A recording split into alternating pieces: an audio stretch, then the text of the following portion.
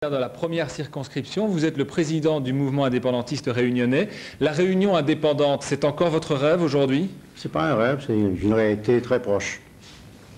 Jean-Baptiste Ponama, ça fait depuis 1957 qu'on vous voit vous présenter à des dizaines d'élections. Est-ce que le Ponama 1993 a quelque chose d'autre à proposer à ses électeurs? Je ne sais pas si la comparaison que je vais utiliser est bonne. Je dirais que je suis comme le vin ou comme le rhum, qui se bonifie en vieillissant. Alors, à quoi voudriez-vous que la Réunion de 93 ressemble?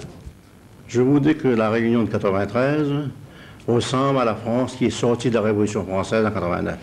C'est-à-dire un pays libre qui élit ses assemblées délibérantes et qui organise son destin de façon souveraine. Et c'est-à-dire, M. Ponama, que les assemblées, que sont l'Assemblée de la région et du département, sont des assemblées que vous ne reconnaissez pas?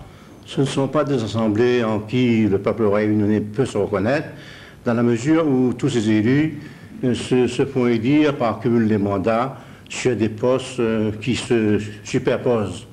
C'est ça le drame de l'organisation administrative de la Réunion. C'est pourquoi nous proposons une autre structure où les séparations seraient bien nettes, les communes, les districts et l'Assemblée territoriale. Est-ce que vous en voulez plus aux élus de ces 30 dernières années ou à ceux qui ont fait la Réunion de l'extérieur?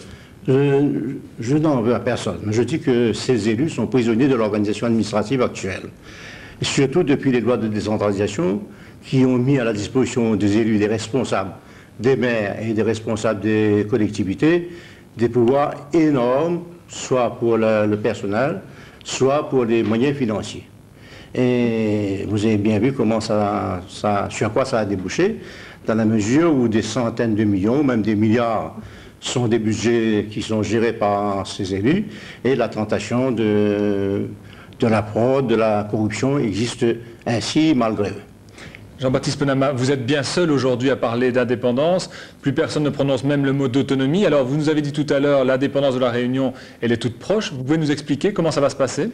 Je pense que dans la situation actuelle, surtout avec l'entrée de la France dans le marché unique, les contradictions vont devenir encore plus graves qu'auparavant et que le mot d'ordre indépendant ne sera pas seulement un mot d'ordre du MIR, mais un mot d'ordre qui deviendra général.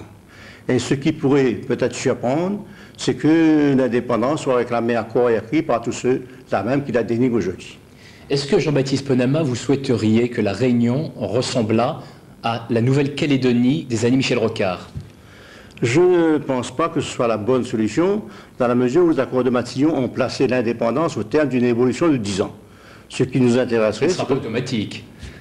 Oui, tandis que pour moi, pour nous, la décolonisation doit commencer par un acte solennel de reconnaissance de notre droit à l'indépendance dès maintenant, quitte à prendre un délai de 10 ans ou plus pour arriver à créer cette véritable indépendance. Dernière question, Jean-Baptiste Ponama. 30 ans de présence politique, entre guillemets, même si vous faites des scores infimes à chaque fois. Est-ce que vous avez un regret pour ces 30 dernières années, que ce soit pour vous ou pour la Réunion?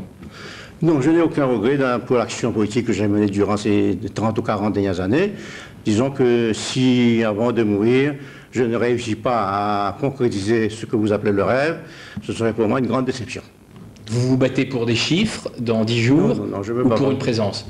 Je ne me bats pas pour des chiffres, je me bats pour une idée que je pense généreuse, que je pense nécessaire pour responsabiliser le peuple réunionnais. Monsieur Ponama, merci d'avoir été notre invité ce soir. Je vous remercie. Je vous propose de découvrir